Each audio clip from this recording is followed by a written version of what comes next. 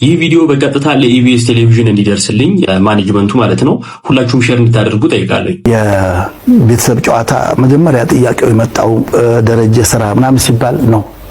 ይሄንን የሚሰራው ነጻነት ነው ብዬ ነጻነትን ያጫው ነኝ። አንተ ጽኑ ኃያል ሰው እግዚአብሔር ካንተ ጋር ነው።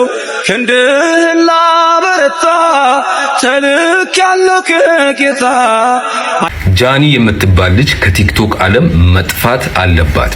ሰላም የተከበራችሁና የተወደዳችሁ የቻናሌ ቤተሰቦች ኢትዮጵያውያን ኤርትራውያን እህት ወንድሞቼ በአገር ውስጥም በውጭም ያላችሁ በቅድሚያ እንደተለመደው የከበረ ሰላምታዬን እያቀረብኩ ዛሬም ከአዳዲስና አነጋጋሪ ቪዲዮዎች ጋር ተመልሼ መጥቻለሁ። እንደተለመደው ቪዲዮውን ላይክ በማድረግ እንዲሁም ለቻናሉ አዲስ ሆናችሁና የዚህ ቻናል ቤተሰብ ያልናችሁ ቻናሉን ሰብስክራይብ በማድረግ የዚህ ቻናል ቤተሰብ ይሁኑ። ቪዲዮዎቹ ላይ ያላችሁን ማንኛውም ሀሳብ አስተያየት ወንድማዊ ምክራችሁን ኮሜንት ሴክሽን ላይ በማጋራት ነገ ጥሩ የተሻሉና ማራኪ ስራዎችን ይዤ እንድመጣ አበረታቱኝ። ወደ ቪዲዮዎቹ let's go አንተ ጽኑ ኃያል ሰው እግዚአብሔር ካንተ ጋር ነው።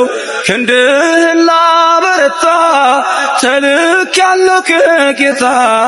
አይዞህ ጌዴዎን ያለው ቁርባኑን ያሸተተው ከኛ ጋር ነው ሚካኤል ሰልፋችንን ይመራል።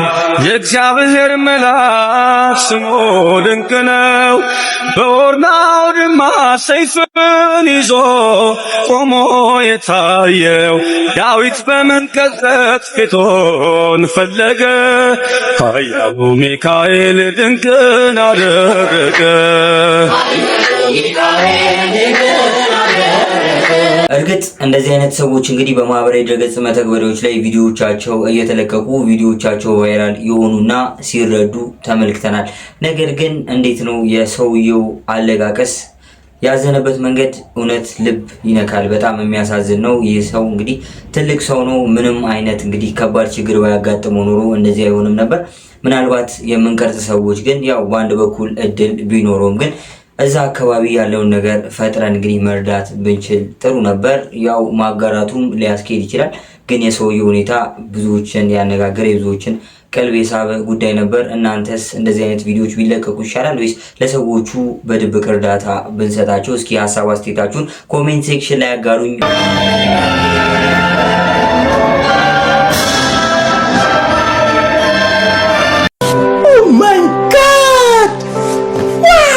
ድሮ በአባቶቻችን በአያቶቻችን ዘመን እንግዲህ ሰንደቅ ዓላማ ትልቅ ክብር ነበረው።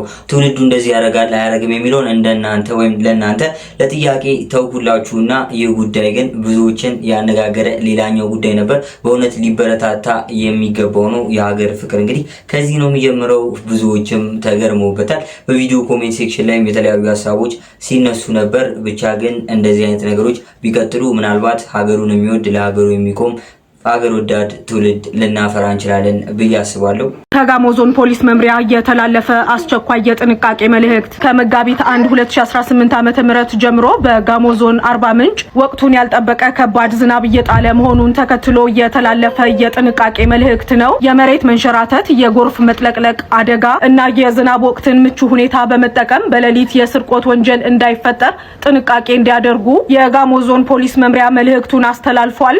እንደሰማኑ እንግዲህ በደቡብ ክልል ባልተጠበቀ መልኩ ከሰዓቱ ውጪ ወይም ደግሞ ጊዜውን ያልጠበቀ ዝናብ እየዘነበ ስለሆነ ጎርፉ ኃይለኛ ነው ተጠንቀቁ የሚል ነገሮች እንግዲህ ከዛ አካባቢ የመንግስት አካላት ለህዝቡ እየተሰራጩ ይገኛሉ። ጎርፉ በጣም ኃይለኛ ጎርፍ ነው። እስኪ ተመልክተኑ እንመለስ።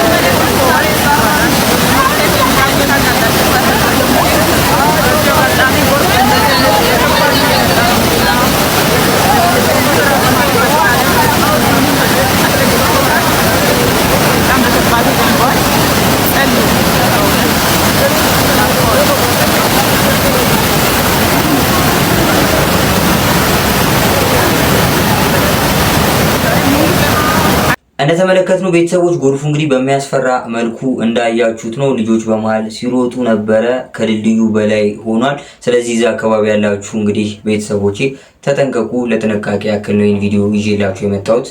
ይህ ቪዲዮ በቀጥታ ለኢቢኤስ ቴሌቪዥን እንዲደርስልኝ ማኔጅመንቱ ማለት ነው ሁላችሁም ሼር እንድታደርጉ ጠይቃለሁ።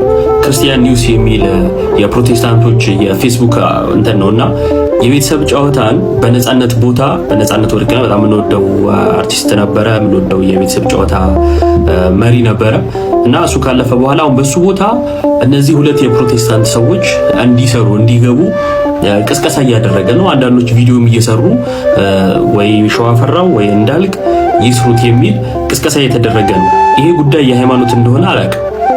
የሃይማኖት ነው የሚልም አንድም ነገር ሰምቼም አላውቅም። ሆን ተብሎ ግን ቅስቀሳ እየተደረገ ነውና እኔ ለኢቢኤስ ሰዎች ማስተላልፈው የሃይማኖት ካልሆነ ከነዚህ ሰዎች እንድትርቁ። አንደኛ ለምን ሲባል የመጀመሪያው እነዚህ ሰዎች በቀጥታ ሰፊ ቁጥር ያላት የኦርቶዶክስ ተዋህዶ ቤተክርስቲያንን ክብር የሚነካ ነገር ሲያደርጉ ነበር። ከዚህ በፊት በኢቢኤስ በሰይፉ ፋንታው ላይ ቀርቦ የኛው ሰው ማለት ነው ይቅርታ እስከመጠየቅ ደርሷል። ኦርቶዶክሳውያንን የሚያስከፋ ነገር ሲናገር ነበር። እንዳልክ የተባለው አንድን የቤተክርስቲያን አባት ላይ በምታዩት መልኩ ሲሳደብ የነበረ ከዚህም በላይ ብዙ ነውሮችን ሲያደርግ የነበረ ሰው ነውና የሚወክል ነው ብዬ አላስብም። አይ ለኦርቶዶክሳውያን ቦታ የለንም እስካላለ ድረስ ማለት ነው የቴሌቪዥን ጣቢያው ከእንደዚህ አይነት የሃይማኖት ዘረኞች እንድትርቁ ማሳሰብ ፈልጋለሁ። ነጻነት ወርቅነህ እንግዲህ ነጻነት ወርቅነህ ከሞተ ወይም ደግሞ ከዚህ ዓለም በሞት ከተለየ በኋላ የቤተሰብ ጨዋታ የተባለው በኢቢኤስ ቴሌቪዥን የሚተላለፈው አዝናኝና ብዙ ደስ የሚሉ ነገሮችን የተመለከትንበት ፕሮግራም እስካሁን አዘጋጅ ማለትም እንደ ነጻነት ወርቅነህ ያለ አቅራቢ እከሌ ተብሎ አልተመረጠለትም። ታዲያ ትናንትና በተለያዩ የማህበራዊ ድረገጽ መተግበሪያዎች ላይ ሲሰራጩ በነበሩ መረጃዎች መሰረት ግን እንግዲህ ስለ ነጻነት ወርቅነህ ተተኪ ናቸው የተባሉ እነ እንዳልክን ጨምሮ እንግዲህ የቀድሞ ተዋናይ የአሁኑ ፓስተር ሸዋፈራው ደሳለኝም ጭምር እንግዲህ ሲሰራጭ ነበር ተተኪ ይሆናሉ በሚለው። ይህም እንግዲህ አንዳንዶች ሲደግፉት፣ አንዳንዶች ወይም ደግሞ አብዛኞቹ ደግሞ ሲቃወሙት የነበረ ሀሳብ ነው በቪዲዮ እንደተመለከትነው። ታዲያ ቤተሰቦች እናንተስ ማን ቢሆን ተመርጣላችሁ? ነገር ግን በዚህ ጉዳይ ወይም ደግሞ ስለዚህ ጉዳይ ሀሳባችንን ከመጠቅለላችን በፊት ግን ብዙዎቻችንን ያስደነቀ ንግግር በሰይፉ ኦን ኢቢኤስ ሾው ላይ እንግዲህ ደረጀ ወይም ኮሜዲያን ደረጀ ተናግሮ ነበር። እሱን ተመልክተን ብንመለስ ደስ ይለኛል። የቤተሰብ ጨዋታ መጀመሪያ ጥያቄው የመጣው ደረጀ ስራ ምናምን ሲባል ነው። ይህንን የሚሰራው ነጻነት ነው ብዬ ነጻነትን ያጨው ነኝ። ደስ ይላል። ቆሞ ስለ ዳሬን ብቻ አኩርቶኛል። በትክክልም ቦታው ላይ ሆኖ ሰርቷል። ቆሞ የዳሬኝን ደግሞ ይህንን ፕሮግራም እንዲሰራው አድርጌ ደግሞ ደስ እንዲለኝ አድርጓልና ነፍሱን ይማረው፣ ነፍሱን ይማረው። አሁን በቀደም እያየው ነበረ። ሰዎች እሱን ካጣን በኋላ ፕሮግራሙ እንዲቀጥል ይፈልጋሉ። ለዛም ይመስለኛል ኮሜዲያን ያሲን የሚሉ አሉ፣ ራሱ አስኔ ቢይዘው የሚሉ አሉ። አንዳንዶች ደግሞ ራሱ ኮሜዲያን ደረጀ ይህን ፕሮግራም ቢይዘው የሱን ሌጋሲ የሱን ስራ ትውልድ እንዲያውቀው ማድረግ ይችላል ብለዋል። ሀሳብ ሰጡ። እንደው በዚህ አንታውን ነጻነትን ያጫየው አንተ ነበርክ። እሱም አላሳፈረህም። በሚገርም ሁኔታ ይሄን የመሰለ ስራ ትቶልን አልፏል። ህዝቡ ደግሞ አንተን ቢያጭ ትቀበላለህ ወይ? ነጻነት የሆነ ቦታ ሰቅሎት ሄዷል። እሱ ጋር ማድረስ ይከብዳል። ልክ እንደሱ ማድረግም ይከብዳል። ሁሉም የየራሱ ከለር አለው። ነጻነት እዛ ጋር አስቀምጦት ሄዷል። በቃ ከህፃን ጋር ህፃን ነው፣ ከስፖርተኛ ጋር ስፖርተኛ ነው፣ ከምሁራን ጋር ምሁር ነው፣ ከሁሉ ሰው ጋር ያንን ፕሮግራም እዛ ጋር ሰቅሎት ሄዷልና እንደዛ ማድረግ ይከብዳል። ማንም ያደርገዋል ብዬም አላስብም። እንደው ከነ ክብሩ እንደዛው እንደሰቀለው ቢሆን ነው ባይ እኔ እንጂ እኔ እሰራዋለሁም አደርገዋለሁም ብዬም አላስብም። በአእምሮዬ ውስጥም የለም። ነጻነት አስቀምጦታል እዛ ጋር። ስለዚህ ደረጃ የነሳው የኔ ሐሳብ ይሄ ተስማማላችሁ? ደረጃ አልሞከረውም እያለ አትስማሙም? እስኪ የስራው የምትሉ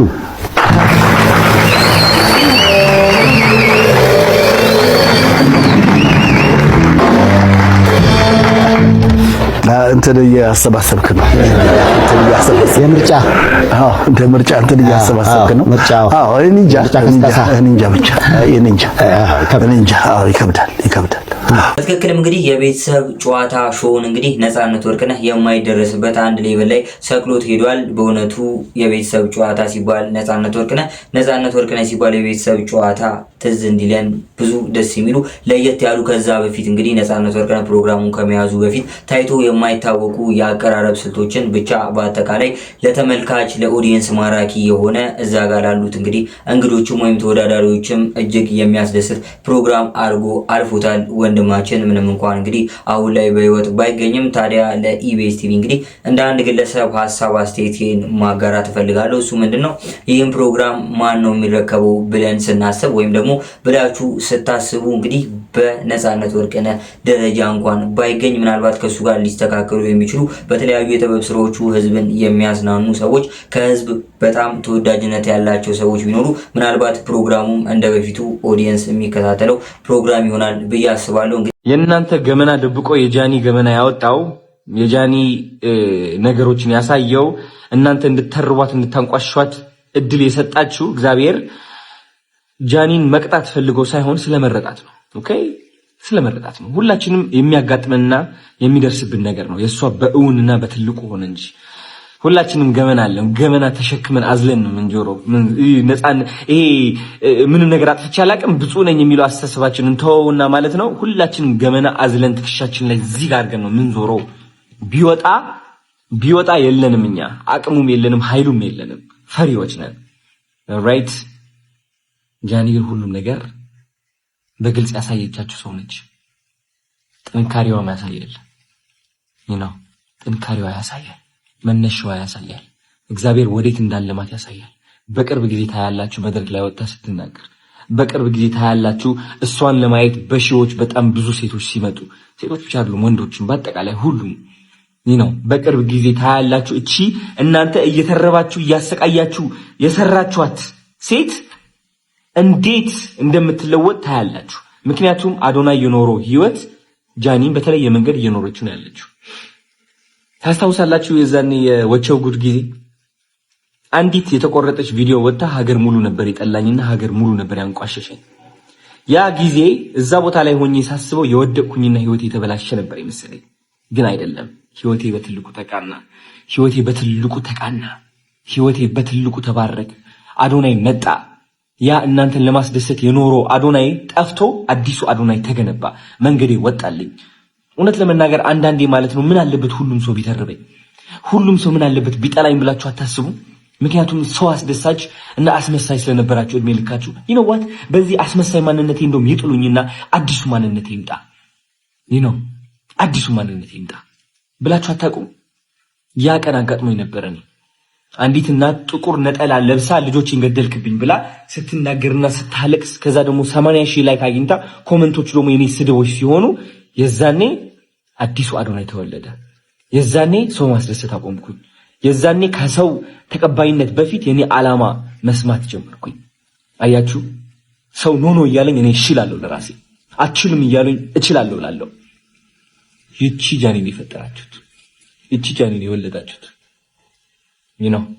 ፎሎወር ምን አለው? 1 ሚሊዮን ፎሎወር ይጥፋ፣ 2.4 2.6 ሚሊዮን ፎሎወር ይጥፋ፣ የማይጠፋው እናንተ የገደላችሁት የመሰላችሁት ማንነት ግን የተገነባው ማንነት ነው የማይጠፋው። ልንገራችሁ በእናንተ ስልቂያ በእናንተ ተረባ አይጠፋም። ያ ማንነት 10 ሚሊዮን 20 ሚሊዮን ተከታይ ያለው ማንነት ነው። መሄድ አይችልም። ራይት ለዛም ነው እኔ በራሴ የምተማመነው እና ተስፋ እንድትቆርጡ አትሞክሩ፣ አትልፉ። ያ ሁሉ ኢነርጂ የምታወጡት ማለት ወደ ራሳችሁ አርጉት። እስኪ ወደ ራሳችሁ ወደ ስራችሁ አርጉት። ሰራ አርጋችሁ ለመለወጥ ሞክሩ። እስኪ በጃኒ በጆን ዳንኤል እና በአዶናይ መካከል የተፈጠሩትን ችግሮች እናውቃለን። ታዲያ አዶናይ እንግዲህ ወጣቱ ኮንተንት ክሬተር ከብዙ ጊዜ በኋላ ዝምታውን ሰብሯል። ይህ ሀሳብ ከብዙዎች እንግዲህ ተወዳጅነትን ያተረፈ ሀሳብ ነው። ጥቂቶቹ ደግሞ ሲቃወሙት ነበር። እንደዚህ ማድረግ የለበትም ያሉም አልጠፉም። ታዲያ እናንተስ በዚህ ጉዳይ ምን ታስባላችሁ? እኔ ግን ምናልባት እንግዲህ ጉዳዩ ግራ ቢያጋባም አሁን ላይ እሱ ያደረገው ነገር ግን ተቀባይነት ይኖረዋል ብዬ አስባለሁ። ታዲያ ከዚህ ጋር በተያያዘ አንድ ወንድማችን የሰራው ቪዲዮ እንግዲህ ጥሩ ሀሳብ ነው ብዬ ስላሰብኩ ይዤላችሁ መጥቻለሁ። እስኪ እሱን ተመልክተን እንመለስ። ጃኒ የምትባል ልጅ ከቲክቶክ ዓለም መጥፋት አለባት ብላችሁ እችን ልጅ እያሳደዳችሁ ያላችሁ አካላት ምናልባት የሚራራ እንጀት ካላችሁ ስለዚህች ልጅ ሁለት ነገሮችን ለእናንተ መናገር ስለፈለኩ ነው ቪዲዮ የሰራሁት።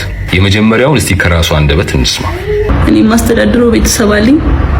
እኔን የሚጠብቁ ከኔ የሚጠብቁ ቤተሰቦች አሉ። ለነሱ ነው የምኖረው እና አመሰግናለሁ። አካውንቴ ባኑ ነው። ከዚህ በፊት ዋርኒንግም ኑሮ ታውቃላችሁ። እንግዲህ እንደሰማችሁት ምን እያለች ነው? እዚህ ቲክቶክ ላይ በምሰራው ስራ ከኔ አልፌ የማስተዳድረው ኳላ ምን አለ እያለች ነው? ቤተሰብ አለ። የኔን እጅ የሚያዩ ቤተሰቦች ኳላ አሉ። ማስተዳድረው ቤተሰብ ኳላ አለ እያለች ነው። አያችሁ፣ ለካ እቺ ልጅ አካውንቴ ተዘጋ እያለች የምታለቅሰው በዛ አካውንት መዘጋት ከሷ አልፎ የሚጎዳ ቤተሰብ ኳላዋ ስላለ ነው። በዚህ ነገሯ ደግሞ ጃኒን የሚወድ ብቻ አይደለም የማትወዷትም እንኳን ብትሆኑ እቺ ልጅን እየጠላችሁም እንኳን ቢሆን በዚህ ስራዋ ልናከብራት ይገባል። ከራሷ አልፋ በዚህ እድሜዋ ለቤተሰቧ መትረፍ ስለቻለች። ስለዚህ እቺ ልጅ እንጎዳለን ስትሉ ሁሌም ከኋላ የምትጎዱት ቤተሰብ እንዳለ እንድታውቁ ነው የመጀመሪያው ማለት ነው። ሁለተኛው ስለዚህች ልጅ ታሳቢ እንድታረጉላት የምፈልገው ነገር ምን መሰላችሁ? የዚህች ልጅ ህይወት እንዲሁ በተደላደለ መንገድ መጥቶ ስኬታማ የሆነ ህይወት አይደለም። እቺ ልጅ ህይወትን ለማሸነፍ በጣም ብዙ ውጣ ውረዶችን ያሳለፈች ልጅ ነች። ምናልባት ስለሷ ሰምታችሁ ከሆነ አላቅም፣ በሷ እድሜ ክልል የሚገኙ ሴት ልጆች በቤተሰብ ኬር ውስጥ ወይንም በቤተሰብ እንክብካቤ በሚኖሩበት ሰዓት እሷ ግን መስተንግዶ በልጅነቷ ስትሰራ ነበር፣ ነገን የተሻለ ለማድረግ ኑሮን ለማሸነፍ። የዚች ልጅ ህይወት እንዲሁ በተደላደለ መንገድ መጥቶ ስኬታማ ይሆን አይደለም ማለት ነው። ስለዚህ እዚህ ስኬት ላይ ከመድረሷ በፊት ያሳለፈችውን ውጣ ውረዶችንም ታሳቢ አድርጉላት ነው። ይህንን ቪዲዮ አድርሱልኝ። አመሰግናለሁ። በትክክልም እንግዲህ እንደዚህ አይነት ነገሮች ሲደርሱባት ልጅቷ ብዙ ተጎድታለች። አሁን ላይ ግን ያዱናይ መልስ ያስደስታል። ዞሮ ዞሮ እንግዲህ ብዙዎች ደግፈውታል፣ አንዳንዶቹም ተቃውመውታል። ይህ ጉዳይ ብዙዎችን ሲያነጋግር የነበረ ሀሳብ ነበር። በዚህ ሳምንት እንግዲህ እናንተስ በዚህ ጉዳይ ምን ታስባላችሁ? ሀሳብ አስተያየታችሁን ኮሜንት ሴክሽን ላይ ያጋሩኝ። ኮሚቴ እንዲህ ብሏል።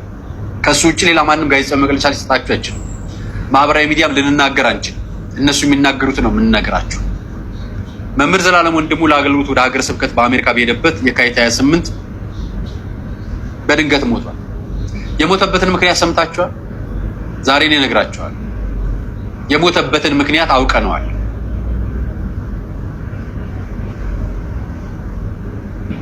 በድንገት ከዚህ ዓለም ድካም ወደ ዘላለማዊ ረፍት ማረፋቸው ይታወቃል። መምህራችን ልፈት ለቤተ ክርስቲያንና ለመላው ኦርቶዶክሳውያን ሁሉ የጋራ ሀዘን ነው። በመሆኑ መምህር ዘላለም ወንድሙ የቀብር ስነ ስርዓት በክብርና በስነ ስርዓት ለማስፈጸም ከአዲስ አበባ ሀገረ ስብከት ጋር በመተባበር ቀብር አስፈጻሚ አብይ ኮሚቴ ተቋቁሟል። በቀብር ስነ ስርዓቱም በተመለከተ ማንኛውም ጉዳይ የሚገለጸው በዚሁ አብይ ኮሚቴ አማካይነት መሆኑን ብቻ እናሳውቃለን። የቀብር ጊዜና ቦታን በተመለከተ በቀጣይ በዚሁ ኮሚቴ አማካይነት ይፋ የሚደረግ መሆኑን እንገልጻለን። እስከዚያው ድረስ መላ ኦርቶዶክሳውያን ምዕመናን በትዕግስት እንዲጠብቁ እያሳሰብን ለነፍስ ገብሩ ወልደ ሰማዕት ለመምህር ዘላለም ወንድሙ እግዚአብሔር ረፍተ ነፍስ እንዲሰጥ ጸሎት እያደረጋችሁ ልትቆዩ ጥሪያችንን በእግዚአብሔር ስም እናስተላልፋለን ብለዋል። ይሄ ኮሚቴው ነው ያስተላለፈው ይህን መልእክት። መምህር ዘላለም ወንድሙን የቀብር አስፈጻሚ ኮሚቴዎች የምታዩቸው እጅግ በጣም እናከብራቸው ሊቃውንት፣ እጅግ በጣም እናከብራቸው ሰባኪያን ወንጌሎች፣ የቤተ ክርስቲያን አባቶቻችንም ጭምር ናቸው። መጋቢ ሐዲስ እሸቱን አለማየሁ ጨምሮ ሰባኪያን ወንጌል እነ ጴጥሮስ እነ ጳውሎስ የምታዩቸው የቤተ ክርስቲያን እንቁ ልጆች የአዲስ አበባ ሀገረ ስብከት የሰባኪያን ወንጌል ህብረት ጋር በመሆን ጋዜጣዊ መግለጫ ወጥቷል። እኔ ያሳያችኋለሁ። የእነሱን ጋዜጣዊ መግለጫ እነግራችኋለሁ። እሳቸው ሲናገሩ እንስማ። አንድ መጋቢ ሐዲስ እሸቱ አለማየሁ ይሄ የሽኝት ስነ ስርዓት ለዘላለም ተክሊሉ ጭምር ነው፣ ሰርጉ ጭምር ነው። እውነቱን ለመናገር ተክሊል እንደፈጸመ ሰርጉ እንደሆነ ጭምር ነው የማምነው በበኩሌና ሁላችሁም የዛ እምነት አላችሁ አምናለሁ፣ ትጋራላችሁ። ስለዚህ በያላችሁበት ኮሚቴው የሚሰጠውን ሐሳብ ጠቅላይ ቤተ ክህነቱ አስቦበታል። አዲስ አበባ ሀገረ ስብከት ብፁዓን ሊቃነ ጳጳሳት አስበውበታል። በእውነቱ 5-6 ጳጳስ ያጣን ያህል ነው የምንቆጥረውና እግዚአብሔር ያጽናችሁ፣ እግዚአብሔር ያበርታችሁ። ከሊቀ ጳጳስ እስከ ምዕመን ያለቀሱለት ብቸኛው ሰባኪ፣ ገንዘብ ያልገዛው ገንዘብ ያልደለለው በእምነቱ የኖረ ስብከቱን ሰብኮ ብቻ አይደለም ኖሮት የኖረ አንድ ሰባኪ ቢኖረን እሱን አጣ።